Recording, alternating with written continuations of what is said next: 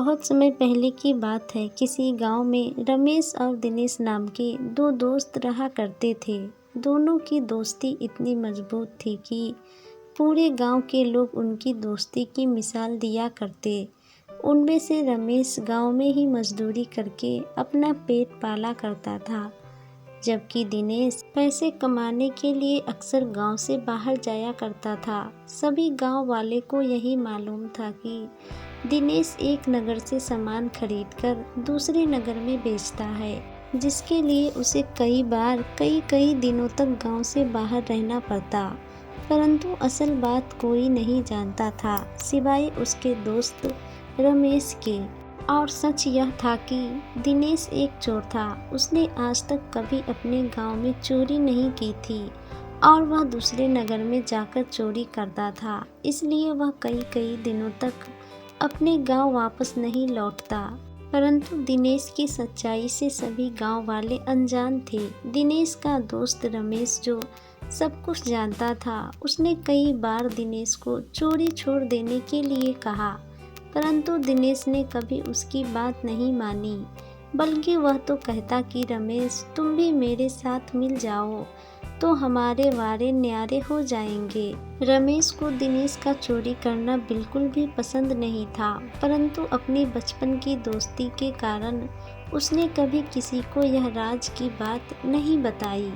एक दिन की बात है, गांव में खबर फैली कि गांव के बाहर एक साधु महाराज ने अपना डेरा जमाया है। गांव के सभी लोग उन साधु महाराज के दर्शन के लिए आने लगे।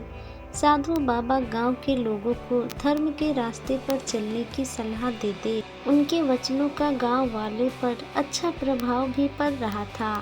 इस तरह रमेश और दिनेश भी उन साधु बाबा के दर्शन के लिए आने लगे। साधु बाबा के शब्दों का दिनेश पर ऐसा असर हुआ कि उसे भी लगने लगा कि चोरी करना उसके लिए अच्छा नहीं है।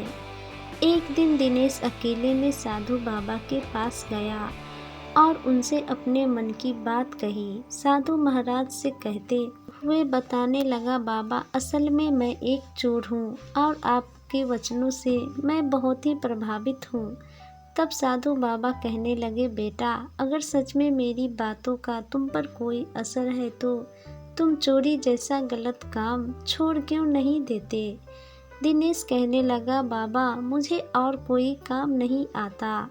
न तो मैं खेती करना जानता हूँ, न ही मुझसे मेहनत मजदूरी होगी, तो फिर भला मैं चोरी कैसे छोड़ दूँ। दिनेश की बात सुनकर साधु बाबा ने कहा, बेटा, मेरी बात मानो तो तुम कुछ दिन के लिए मेरे साथ इसी आश्रम में रहो। अवश्य ही इससे तुम्हारा हृदय परिवर्तन होगा और तुम सही रास्ते पर आ जाओगे। साधु की बात मानकर दिनेश उन्हीं के आश्रम में रहने लगा और साधु बाबा की सेवा करने लगा। इस तरह करते करते 1 महीने बीत गया। दिनेश ने खूब मन लगाकर साधु महाराज की सेवा की और साधु बाबा भी उसके इस सेवा भाव से बहुत ही खुश थे। 1 महीने के बाद साधु बाबा ने कहा, दिनेश, तुमने सच में पूरे सेवा भाव से मेरी सेवा की है और अब मेरे यहाँ से चलने का समय आ गया है, क्योंकि साधुओं का कोई एक ठिकाना नहीं होता। मैं तुम्हारी सेवा भाव और तुम्हारी श्रद्धा से बहुत ही खुश हूँ और मैं चाहता हूँ कि तुम मुझसे कुछ मांग लो। दिनेश कहने लगा, बाबा, अगर आप सच में मुझे कुछ देना चाहते हैं तो मैंने सुना है कि आपके पास ऐसी सिद्धियां हैं जिससे पशु और पक्षियों की बोली भी समझी जा सकती है। यदि आप सच में मुझे कुछ देना चाहते हैं तो ऐसी सिद्धि दीजिए कि मैं भी पशु पक्षियों की भाषा समझ सकूं। साधु ने मुस्कुराते हुए कहा, ठीक है, आज से तुम पशु पक्षियों की भाषा भी समझ पाओगे। यह कहते हुए साधु ने दिनेश के सर पर हाथ रखा। दिनेश कहने लगा, साधु महाराज, मैं आपसे एक और विनती करना चाहता हूँ। बोलो बेटा, तुम्हारी क्या इच्छा है। बाबा, आपके कहे अनुसार मैं चोरी का काम छोड़ दूंगा, परंतु फिर मेरा भरण पोषण कैसे होगा। इसलिए मैं चाहता हूँ कि आप मुझे साल में 1 बार चोरी करने की अनुमति दे दे। जिससे कम से कम मैं अपना पेट पाल सकूं। मैं वर्ष में सिर्फ एक बार ही चोरी करूंगा और वह भी दीपावली के दिन। इसके अलावा मैं कभी कोई चोरी नहीं करूंगा। साधु एक बार फिर से मुस्कुराए और कहने लगे, ठीक है दिनेश, तुम मेरी एक बात याद रखना। मेरे द्वारा दी गई सिद्धि का प्रयोग अगर तुमने ईमानदारी से किया तो ठीक, वरना तुम्हारा सर्वनाश हो जाएगा। ऐसा आशीर्वाद देकर साधु महाराज किसी दूसरे गांव की तरफ निकल गए। साधु महाराज के साथ रहकर दिनेश के स्वभाव में अब काफ़ी परिवर्तन आ चुका था, जिसके कारण उसका दोस्त रमेश भी बहुत खुश था। अब तो दिनेश ने चोरी करना भी बंद कर दिया था, जैसा कि उसने साधु बाबा को वचन दिया था कि वह वर्ष में केवल एक बार ही चोरी करेगा, और वह भी दीपावली के दिन। रमेश की एक बहन थी मालिनी, जो अब जवान हो चुकी थी और उसका रिश्ता तय हो चुका था। 20 दिन बाद शादी की तिथि निश्चित हो चुकी थी, परंतु रमेश, जो कि मेहनत मजदूरी करके अपना गुजारा करता था, उसके पास इतना धन नहीं था कि वह अपनी बहन की शादी ठीक से कर सके। अब तो उसे इसी बात की चिंता सता रही थी कि 20 दिन बाद किस तरह से वह अपनी बहन की शादी में बारातियों का स्वागत करेगा, किस प्रकार बारातियों के खाने पीने का इंतजाम करेगा। वह सहायता के लिए अपने कई रिश्तेदारों के पास गया, परंतु किसी ने भी उसकी सहायता न की। सबने कुछ न कुछ बहाना बनाकर उसे टाल दिया। जब उसे कुछ भी समझ में न आया तो वह सहायता के लिए अपने दोस्त दिनेश के पास गया और कहने लगा, दिनेश, अब तो तुम ही मेरी सहायता कर सकते हो। तुम तो जानते हो कि मेरी बहन मालिनी का रिश्ता तय हो चुका है और 20 दिन बाद उसकी शादी है। मेरी हालत ऐसी नहीं है कि मैं उसकी शादी का इंतजाम ठीक से कर सकूं। यहाँ तक कि बारातियों को खाना खिलाने के लिए भी मेरे पास पैसे नहीं हैं। मैंने अपने सभी रिश्तेदारों से सहायता मांगी, परंतु सबने कुछ न कुछ बहाना बनाकर मुझे टाल दिया। अब तुम ही कुछ कर सकते हो। कैसे भी करके तुम मेरे लिए धन की व्यवस्था कर दो। कुछ महीने बाद मैं तुम्हारे पैसे लौटा दूंगा। दिनेश ने जवाब दिया, दोस्त, मैं तुम्हारी समस्या समझ सकता हूँ, परंतु मैं तुम्हारी सहायता कैसे करूँ? तुम तो जानते हो कि मैंने चोरी करना छोड़ दिया है और केवल दिवाली के दिन ही मैं कुछ उठा सकता हूँ, जबकि दिवाली आने में अभी 6 महीने बचे हैं। ऐसे में अब मैं क्या करूँ? रमेश कहने लगा, मुझे नहीं मालूम कि तुम क्या करोगे, मगर किसी तरह मेरे लिए 50,000 रुपये का इंतजाम करो। मेरी बहन की बारात वापस लौट जाएगी। दिनेश बोला, ठीक है दोस्त, तुम्हारी बहन मेरी भी बहन है। मैं तुम्हारे लिए धन की व्यवस्था करूँगा। मैं 10 दिनों के लिए धन इकट्ठा करने जा रहा हूँ। अगर मैं 10 दिन में लौटकर नहीं आया तो तुम मेरा इंतज़ार मत करना। रमेश दिनेश की बात मानकर अपने घर लौट गया। अब दिनेश न चाहते हुए भी अपने मित्र की सहायता के लिए चोरी करने का इरादा लेकर निकल पड़ा। चलते चलते जब वह एक नदी के पास पहुंचा तो नदी पार करने के लिए वह पानी में उतरा कि तभी पीछे से किसी ने उसे पुकारा और आवाज़ आई, अरे मित्र, जरा मेरी प्रतीक्षा करो, मैं भी तुम्हारे साथ चलूँगा। दिनेश ने पीछे मुड़कर देखा तो यह मंदिर का पुजारी था, जो नदी पार करने के लिए उसकी सहायता चाहता था। पुजारी दिनेश के पास आ गया। पुजारी ने अपनी पोटली दिनेश को थमा दी और अपना एक हाथ उसकी ओर बढ़ा दिया। दोनों नदी पार करने लगे। तभी पीछे से किसी पक्षी की आवाज़ आई। यह आवाज़ सुनकर दिनेश एकदम चौकन्ना हो गया और उसने नहीं में अपना सिर हिलाया। वे दोनों फिर से आगे बढ़ने लगे और जब वो दोनों नदी के बीचों बीच पहुँचे तो एक बार फिर से किसी पक्षी की आवाज़ आई। दिनेश ने एक बार फिर से नहीं में अपना सिर हिलाया। बढ़ते बढ़ते दिनेश और वो पुजारी नदी के पार पहुंच गए। दिनेश ने पुजारी को उसकी पोटली वापस थमा दी और फिर अपनी यात्रा पर आगे जाने के लिए कहा, मगर पुजारी यह जानने के लिए बेचैन था कि पक्षी की आवाज़ सुनकर दिनेश क्यों बार बार अपना सिर हिला रहा था। उसने दिनेश से पूछा, मित्र, मुझे एक बात तो बताओ कि जब तुम मुझे नदी पार करवा रहे थे तब किसी पक्षी के बोलने की आवाज़ आ रही थी। जब भी वो आवाज़ आती थी तुम नाव में अपना सिर हिला रहे थे। आखिर इसमें क्या रहस्य है? दिनेश ने जवाब दिया, पुजारी जी, इससे आपको क्या मतलब? आपने तो नदी पार करनी थी, जो कर ली। मैंने आपकी सहायता कर दी। अब आप अपने रास्ते पर जाइए और मुझे अपने रास्ते पर जाने दीजिए। परंतु पुजारी वहाँ से गया नहीं। वह जिद करने लगा, जब तक तुम मुझे बताओगे नहीं मेरे मन को चैन नहीं मिलेगा। दिनेश ने कहा, ठीक है, अगर आप जानना ही चाहते हैं तो मैं आपको बताऊंगा, परंतु यह रहस्य आप किसी और को नहीं बताएंगे। देखिए, मैं एक चोर हूँ और मेरे मित्र की बहन का विवाह होने वाला है। उसकी शादी के लिए मुझे 50,000 रुपये का इंतजाम करना है, इसलिए मैं चोरी करने के लिए निकला हूँ। जब हम दोनों पानी में चलने लगे थे तब पक्षी ने मुझसे कहा था कि आपकी पोटली में सोना रखा है और मैं इसमें से सोना निकाल लूं, मगर मैंने सिर हिलाकर कहा कि मैं कुछ नहीं चुराऊंगा, क्योंकि आपने मुझे मित्र कहकर पुकारा था और सहायता के लिए अपना हाथ मेरी ओर बढ़ाया था।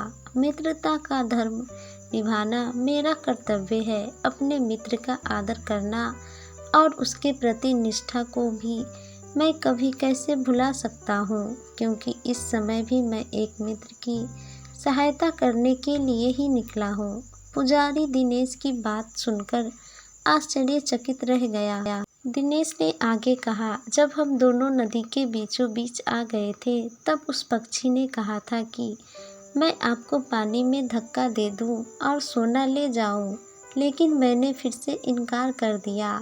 यदि मैं ऐसा करता तो अपने मित्र के साथ धोखा करता और मैं मित्र के साथ कभी ऐसा नहीं कर सकता। अब तो दिनेश की बात सुनकर पुजारी का सिर चकरा गया। वो सोचने लगा कि यह किस तरह का चोर है जो चोर होते हुए भी ऐसी धर्म महात्माओं बात कर रहा है। उसने दिनेश से पूछा, भाई, एक चोर होते हुए भी तुम्हारे अंदर इतने अच्छे गुण और इतने अच्छे विचार कैसे आ गए? दिनेश ने बताया कि वह 1 महीने तक एक साधु महाराज के आश्रम में रहा था और यह सब उसी का असर है। उसके बाद पुजारी अपने रास्ते पर चला गया। वो सारे रास्ते इस धर्मी और जनी चोर के बारे में ही सोचता रहा। आखिरकार एक चोर होकर वह कितना ईमानदार और नेक दिल था। जब वह नगर में पहुंचा तो सीधा राजा के महल में गया। असल में राजमहल में आज ब्राह्मण भोज का आयोजन किया गया था और वह पुजारी इसलिए राजमहल में आया था। महल में भोजन करने के बाद वह राजा से मिला तो उसे लगा कि इस चोर के बारे में राजा को बताना चाहिए, मगर यह बात वो राजा को अकेले में बताना चाहता था ताकि किसी और को इस बात का पता न लगे। उसने महाराज से कहा कि वो अकेले में उनसे कुछ बात करना चाहता है। राजा इसके लिए मान गया और उसे एक अलग कमरे में ले गया। पुजारी ने राजा को सारी कहानी सुनाई कि किस तरह से उसे नदी पार करने के लिए एक चोर की सहायता लेनी पड़ी। वह चोर बहुत ही ईमानदार और धर्मी ज्ञानी था। पुजारी की बात सुनकर राजा कहने लगा, चोरी करना तो एक बहुत बड़ा पाप है, महापाप है। जिसने भी ऐसा किया है मैं खुद इसकी जांच करना चाहूँगा। तुम मुझे उस चोर का पता ठिकाना बता दो। पुजारी बोला, महाराज, मैं उस चोर का पता ठिकाना तो नहीं जानता, परंतु वह इसी नगर की तरफ आ रहा था। मैं आपको उसका हुलिया और वेशभूषा बता सकता हूँ, जिससे आप बड़ी आसानी से उसे पहचान पाएंगे। और मुझे पक्का विश्वास है नगर में आते ही वह सबसे पहले सिर छिपाने की जगह ढूंढेगा और उसके लिए वह नगर की सबसे पहली सराय में ही जाएगा। मैं पक्के तौर पर आपको कह सकता हूँ कि वह आपको नगर में सबसे पहली सराय में ही मिलेगा। इसके बाद पुजारी ने उस चोर का वेशभूषा, कपड़े का रंग, सब कुछ महाराज को समझा दिया, जिससे वह चोर को देखते ही पहचान ले। चोर के बारे में सारी जानकारी लेने के बाद राजा ने पकी हुई 2 रोटियां ली, अपना भेष बदला और राज्य की पहली सराय की तरफ चल पड़ा। जब सराय में पहुंचा तो राजा ने दिनेश को देखते ही पहचान लिया कि ये वही चोर है। वो दिनेश के पास गया और कुछ बातें करने लगा। बात करते करते बोला, भाई मैं चोरी के फिराक में घूम रहा हूँ। दिनेश ने कहा, भाई मैं भी एक चोर हूँ, क्यों न हम दोनों मिलकर चोरी करें। आज रात मैं उस सामने वाली दुकान में चोरी करने वाला हूँ। राजा ने कहा, मुझे भी 50,000 रुपये की आवश्यकता है, क्यों न हम दोनों मिलकर उस दुकान का ताला तोड़े। कुछ देर बाद जब चारों ओर सन्नाटा छा गया तब वो दोनों दुकान की ओर गए। दिनेश ने ताला तोड़ा और अंदर घुस गया। तिजोरी तोड़कर उसने 50,000 रुपये अपने लिए निकाले और 50,000 रुपये अपने साथी के लिए निकाले। उसने राजा को उसकी ज़रूरत समझकर 50,000 रुपये दे दिए। तब उसने कुछ खाने के लिए दुकान में पड़ी हुई बोरियों की ओर देखा, क्योंकि उसे बहुत जोरों से भूख लगी थी। जब से वह घर से चला था तब से लेकर अब तक उसने कुछ नहीं खाया था। उसे सामने की बोरियों में कुछ सफ़ेद सफ़ेद सा नजर आया। दिनेश ने सोचा कि शायद यह चीनी है। उसने मुट्ठी भरी और अपने मुंह में डाल ली, परंतु यह क्या, यह तो नमक था।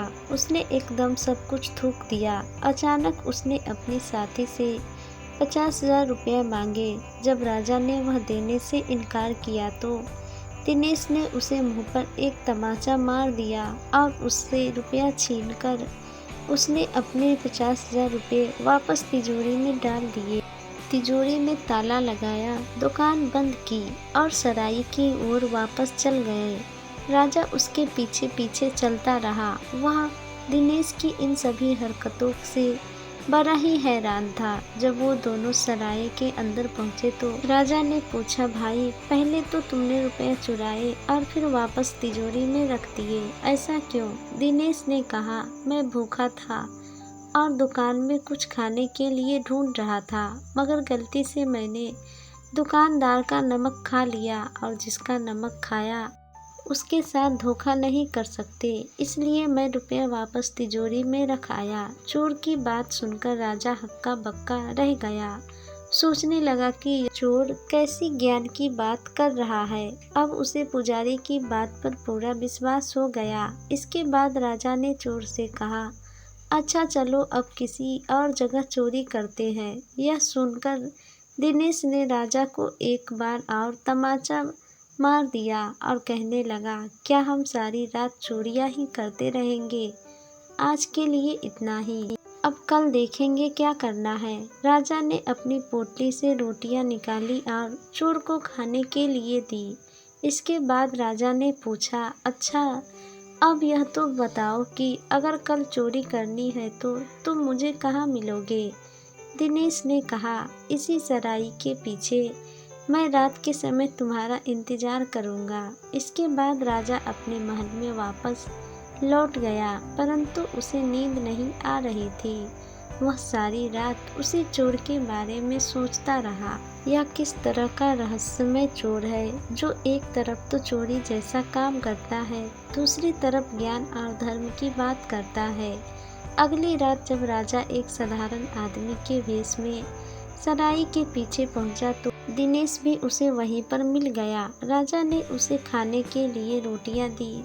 जब वो दोनों खा पीकर तृप्त हो गए तो राजा ने कहा, चलो भाई आज रात हम राजा का खजाना लूटते हैं। दिनेश ने कहा, भाई वहाँ धन तो बहुत है, लेकिन खतरा भी उतना ही है। अगर मुझे राजा के महल और उसके खजाने के बारे में कुछ पता होता तो मैं यह खतरा मोल जरूर लेता। राजा कहने लगा, तुम उसकी चिंता मत करो। मुझे राजा के महल और उसके खजाने के सारे रास्ते मालूम हैं। हम आसानी से चोरी कर पाएंगे। चलो चलते हैं। असल बात तो यह थी कि राजा भी अपने पहरेदारों को परखना चाहता था कि वो लोग मुस्तैदी से पहरा देते हैं या नहीं। महल के 3 द्वार पर तो पहरेदार थे, परंतु चौथे द्वार एक कुत्ता बैठा हुआ था। जब वो दोनों राजमहल के पास पहुंचे तो देखा कि तीनों पहरेदार और कुत्ता गहरी नींद में सोए पड़े थे। राजा ने दिनेश को महल के सारे रास्ते बताए। जब दिनेश खजाने वाले कमरे तक पहुंचा तो वह ताला तोड़ने लगा कि तभी एक पक्षी बोला और कुत्ता भौंकने की बजाय कूकू करने लगा। दिनेश ने राजा से कहा, तुम बाहर ही खड़े रहना, अगर कोई आए तो मुझे बताना। राजा खजाने वाले कमरे के बाहर खड़ा हो गया और दिनेश उसके अंदर चला गया। इसके बाद दिनेश ने खजाने से भरी हुई तिजोरी का ताला तोड़ा तो पक्षी एक बार फिर से बोला और कुत्ता एक बार फिर से पिनपिनाया। उसकी आवाज़ सुनकर दिनेश ने एक बार जोर से अपना सिर हिलाया। उसने 50,000 अपने लिए और 50,000 अपने साथी के लिए निकाल लिए। तभी एक बार फिर से पक्षी की आवाज़ आई और कुत्ता एक बार फिर से पिनपिनाया। दिनेश ने रुपया वापस तिजोरी में रख दिए। राजा को कमरे के भीतर बुला लिया। जब राजा अंदर आया तो वह उसके पैरों में गिर गया और बोलने लगा, महाराज, मैं आपका चोर हूँ और आप मेरे स्वामी हैं। आपने मुझे रंगों हाथ पकड़ा है। अब आप जो भी दंड मुझे देना चाहते हैं दे दीजिए, मगर 50,000 रुपये मेरे मित्र के पास भिजवा दीजिए। उसकी बहन की शादी है। राजा ने हैरान होकर पूछा, आखिर तुम कैसे जान गए कि मैं चोर नहीं बल्कि राजा हूँ? चोर ने कहा, महाराज, जब मैं राजकोष का बाहर ताला तोड़ रहा था तो पक्षी बोलने लगा और कुत्ता पिनपिनाने लगा। क्योंकि मैं दोनों की भाषा जानता हूँ तो मुझे समझ में आ गया कि पक्षी कह रहा था, खजाने में चोर घुस आया है और तुम सो रहे हो। तुम एक नमक हराम हो। महाराज, कुत्ते ने जवाब दिया, मैं तब भौंकता हूँ जब चोर होता है, परंतु यहाँ तो स्वयं राजा है। परंतु उस समय मुझे उन दोनों की बातों पर विश्वास नहीं हुआ। जब पक्षी ने दोबारा यह बात कही तो कुत्ता ने फिर से वही जवाब दिया।